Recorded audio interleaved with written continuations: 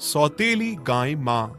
यह कहानी है छोटे से पिंकू की, जो बड़ा ही नटखट, शरारती और प्यारा है। पिंकू अपनी माँ से बहुत प्यार करता है। बाकी बच्चे अपने दोस्तों के साथ खेलते थे, लेकिन पिंकू अपनी माँ के साथ खेलता कूदता। उसे बाकी किसी के भी साथ खेलना पसंद नहीं था, अपनी माँ के सिवा। वो हमेशा अपनी माँ के साथ रहता। जहाँ जहाँ माँ जाती वहाँ वहाँ उसके पीछे चलता। उसे अपनी माँ दुनिया में सबसे ज्यादा प्यारी थी।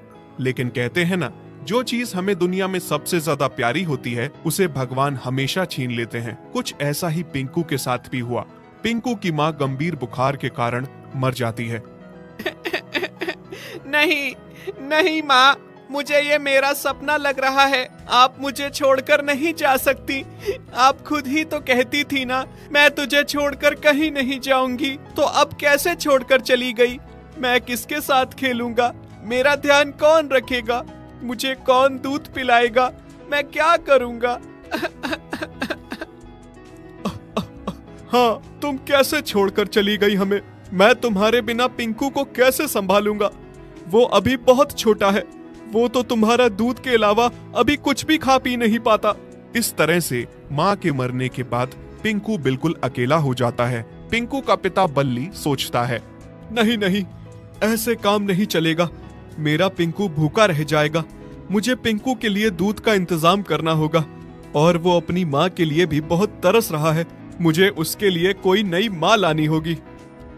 माँ, मुझे बहुत भूख लगी है और मुझे तुम्हारी याद भी आ रही है। बहुत हुआ माँ, अब तो आ जाओ। पिंकू अभी ये सोच ही रहा था कि उसके पिता बल्ली वहाँ आ जाते हैं और उससे कहते हैं, पिंकू बेटा, देखो तो मैं तुम्हारे लिए क्या लाया हूँ। क्या लाए हो बाबा? तुम बहुत दिनों से भूखे हो ना, और तुम्हें अपनी माँ की भी बहुत याद आ रही है ना। ये लो, मैं तुम्हारे लिए नई माँ लेकर आया हूँ, जो तुम्हें बिल्कुल तुम्हारी माँ की तरह प्यार करेगी और दूध भी पिलाएगी। और तुम्हारे लिए भाई भी लेकर आया हूँ। अब तुम बिल्कुल चिंता न करना। तुम इसके साथ दोस्ती करो और इसके साथ खेलना। अभी तक तो पिंकू एकदम उदास था, लेकिन नई माँ के आने से पिंकू बहुत खुश हो जाता है कि बाबा उसके लिए माँ लाए हैं। सच बाबा, ये मेरी नई माँ है और ये मेरा भाई है। आप कितने अच्छे हैं बाबा। मैं बहुत उदास था और भूखा भी था। आपने मुझे उदासी में देखा और मेरे लिए नई माँ लेकर आ गए। पिंकू रोता हुआ जाकर उसके लिए जो नई माँ लाई गई थी, उसके गले से लिपट जाता है।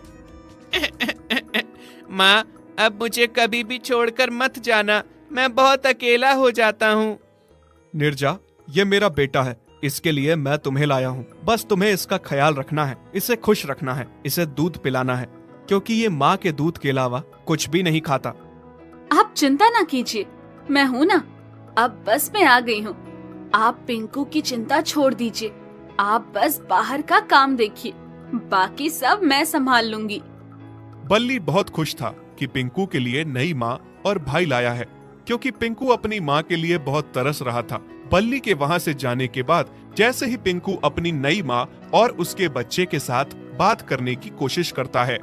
भाई, तुम्हारा नाम क्या है? भाई, मेरा नाम सिंबल है। अच्छा, क्या तुम मुझसे दोस्ती करोगे? मेरे भाई बनोगे? हाँ भाई, मैं तो तुम्हारा भाई ही हूँ, साथ में तुम्हारा दोस्त भी बन जाऊंगा। पिंकू अभी सिंबल के साथ बात कर ही रहा था कि उसकी सौतेली माँ नीरजा बोल पड़ी। सुन, ओ अनाथ, ना तो मैं तेरी माँ हूँ और ना तू मेरा बेटा है, ना सिंबल तेरा भाई। वो तो तेरे बाप का मन रखने के लिए मुझे झूठ बोलना पड़ा। पिंकू को उसके कानों पर यकीन नहीं हो रहा था कि उसकी नई माँ उसे ये बोल रही है। ये आप क्या बोल रही हैं माँ?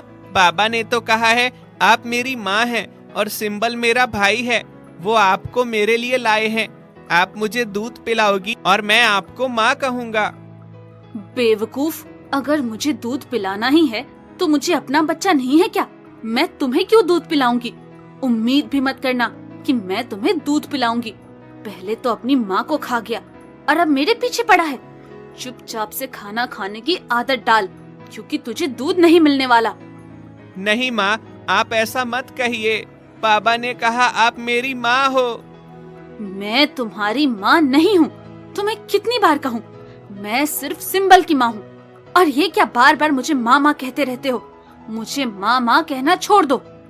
पर माँ, अगर वो मेरे साथ आपको माँ कहेगा तो इसमें आपको क्या दिक्कत है? और रही बात दूध की, तो आप मेरे हिस्से का थोड़ा सा दूध मेरे भाई पिंकू को दे देना, क्योंकि वो बहुत छोटा है, मुझसे भी छोटा है। अच्छा, तुम्हें बड़ी दया आ रही है इस पर। तुम्हारा कोई भाई नहीं है, समझे? चलो मेरे साथ यहाँ से।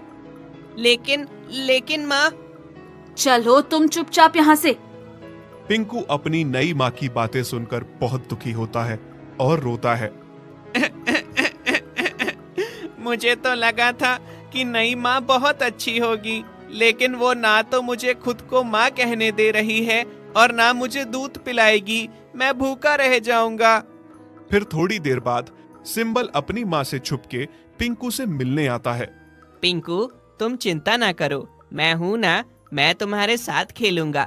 जब माँ किसी काम से व्यस्त हो जाएंगी तो हम दोनों चोरी छुपके खेल लिया करेंगे। सच भाई? क्या तुम सच कह रहे हो? हाँ, मैं सच कह रहा हूँ।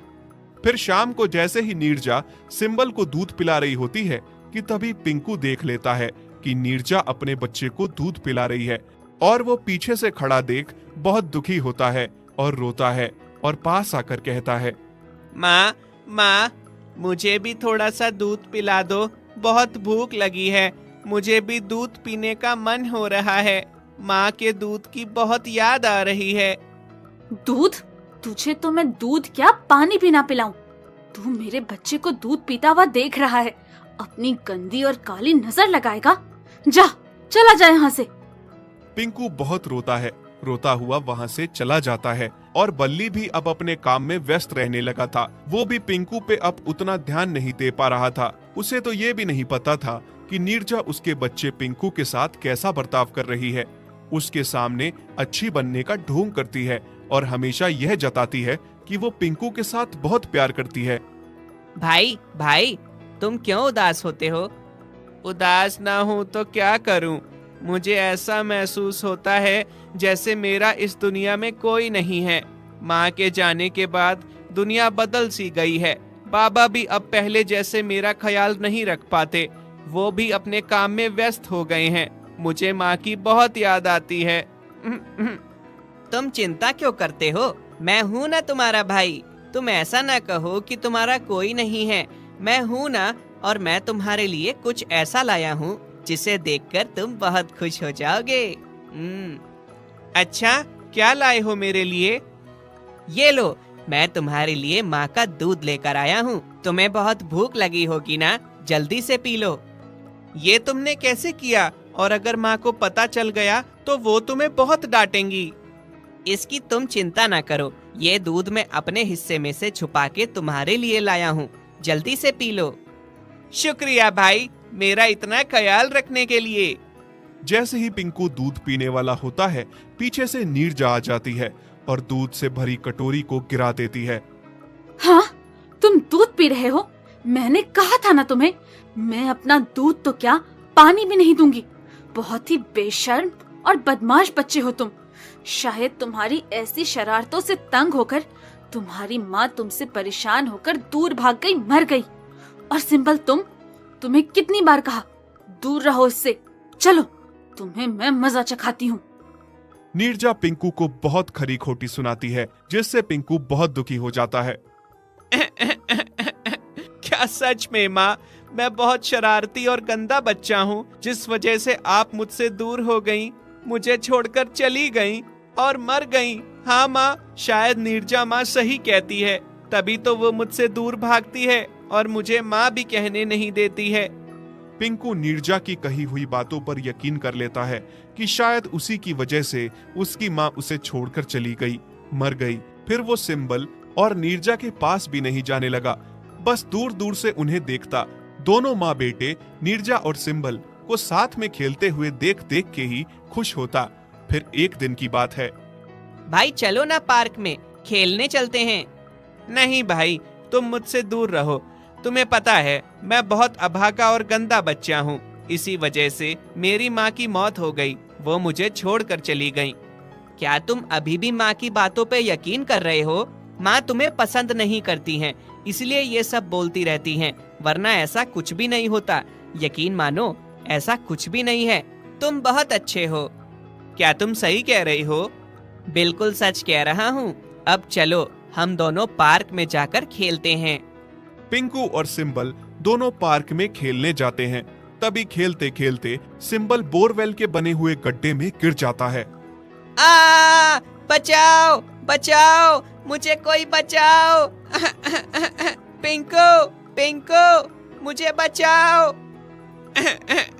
भाई, ये क्या हो गया? तुम गड्ढे में कैसे जा गिरे? रुको रुको, मैं कुछ करता हूँ। मैं तुम्हें बाहर निकालने की कोशिश करता हूँ। पिंकू सिंबल को निकालने की लाख कोशिश करता है, लेकिन सिंबल पिंकू से बाहर नहीं निकलता क्योंकि बोरवेल का गड्ढा बहुत गहरा था। पिंकू सोचता है कि वो जाकर नीरजा को ले आता सिंबल को बाहर निकालने के लिए। कहीं नीरजा माँ सच में ही तो नहीं कह रही थी मैं बहुत अभागा हूँ? हाँ, शायद मैं अभागा ही हूँ। तभी शायद सिंबल के साथ भी वही हुआ जो वो गड्ढे में जा गिरा। भगवान, बस एक बार मेरे भाई को बचा लो, फिर उसके बाद मैं सिंबल से बहुत दूर चला जाऊंगा। पिंकू दौड़ता हुआ नीरजा के पास आता है और उसे सारी घटना बताता है, लेकिन नीरजा उसे खूब डांट लगाती है। तुम एक नंबर के झूठे हो। झूठ बोलकर तुम मुझे बेवकूफ बनाना चाहते हो। नहीं माँ, मैं झूठ नहीं बोल रहा हूँ। अगर आप मेरे साथ नहीं चली तो बहुत देर हो जाएगी। बारिश होने वाली है, बोरवेल का गड्ढा पानी से भर जाएगा। चलिए माँ, जल्दी से चलिए और भाई को बचा लीजिए। नीरजा पिंकू की बात पर यकीन करने के बजाय उसे खूब गाली देती है और डांटती है। तुम झूठ बोल रहे हो। मेरा सिंबल तो पार्क में खेलने जा ही नहीं सकता। वो यहीं कहीं खेल रहा होगा। माँ, मैं झूठ नहीं बोल रहा हूँ। आप मेरे साथ चलिए। अगर झूठ निकला तो आप मुझे खूब डांटिएगा।